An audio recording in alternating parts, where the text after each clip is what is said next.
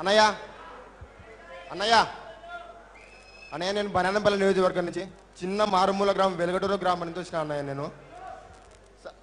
అన్నయ్య మా సైడు చిన్నపిల్లల స్కూళ్ళు ఉన్నాయన్నయ్య, అన్ని పెక్కులు వేసి ఉన్నాయన్నయ్య.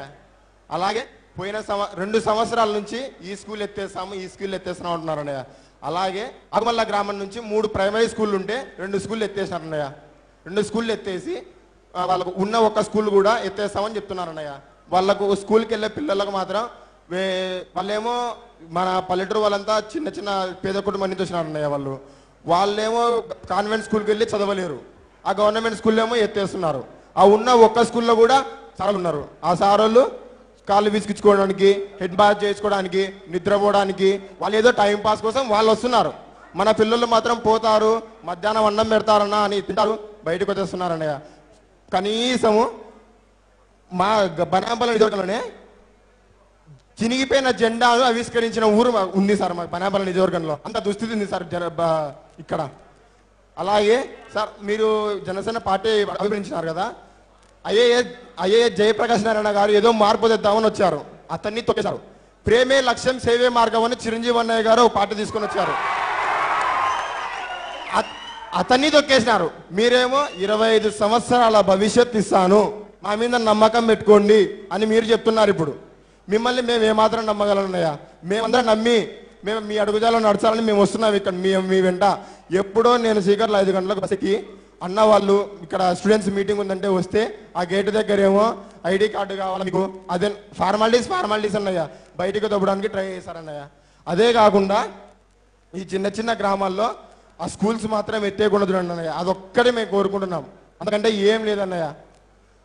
అదే కాకుండా రాయలసీమ యూనివర్సిటీలో degree student, government degree college నంద్యాలలో, రాయలసీమ యూనివర్సిటీలో కేవలం డబ్బుల కోసం పిల్లలను ఫెయిల్ చేసేస్తారు సార్. మళ్ళా బాగా రాసిన వాళ్ళు ఏం చేస్తారంటే మళ్ళీ రీవాల్యుయేషన్ పెట్టుకుంటే పాస్ అవుతామేమో అని వాళ్ళు ఏదో కకృతి కోసం ఒక సబ్జెక్టుకు 300 పెడతారన్నయ్య. ఆ 300 మనం కట్టుకొని మళ్ళీ మన ఎగ్జామ్ ఫీజు కట్టేది కాకుండా మళ్ళీ వాళ్ళకి వడ్డీ కడుతున్నాం మేము 300 ఎగ్జామ్కి. అదే అన్నయ్య మా ఇదన్నయ్య. విలువలతో కూడిన రాజకీయాలకి చేస్తామని చెప్పి జేపీ గారిని తొక్కేశారు. విలువలతో కూడిన రాజకీయం చేద్దాం ఉంటే చిరంజీవి గారిని తొక్కేశారు. ఇప్పుడు మీరు వచ్చారు,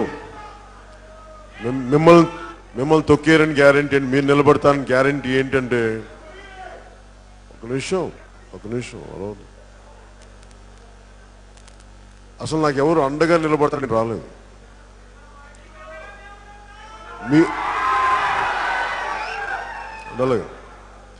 ఇందాక తను మాట్లాడితే కూడా నువ్వు మాట్లాడావు కదా, మీరేదో నాకు చేస్తారని నేను రాలా,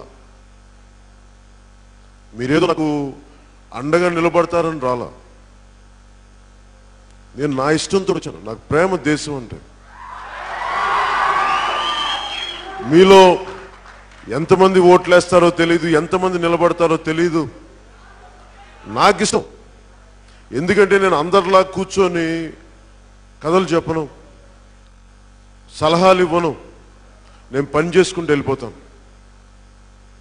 ఎందుకంటే దానికి ఉదాహరణకి మాంజీ అనే ఒక వ్యక్తి వాళ్ళ ఊరికి వెళ్ళడానికి చుట్టూ తిరిగి వెళ్లాల్సి వస్తుందని చెప్పి ఒక చిన్నపాటి కొండ ఉంటే దాన్ని కొట్టడానికి ఒక 20 సంవత్సరాల పైన తీసుకుంటాడు. అతను ఎవరి సహాయం తీసుకోవాలా. నేను కూడా అలా మాంజీ లాంటి సహాయపడుతూ వస్తే చేసుకుంటూ వెళ్ళిపోతాను. నన్ను చూసి ఇన్స్పైర్ అయ్యి ఎవరిని వస్తే సంతోషం, అంతేగాని నేను ఎవరిని నమ్మించడానికి నేను ప్రయత్నం చేయను. చాలా చిరాకు నిజంగా అలసట. ఎవరిని నమ్మించాలి నేను ఇక్కడ? నాకు అవసరాలు ఏమున్నాయి? నాకు కొత్త పేరు రావాలా నాకు రాజకీయాల్లో, లేదంటే డబ్బులు సంపాదించాలా రాజకీయాల్లో? అలాంటి పాపప్ సొమ్ము తీసుకొని నేనేం బాగుపడతాను?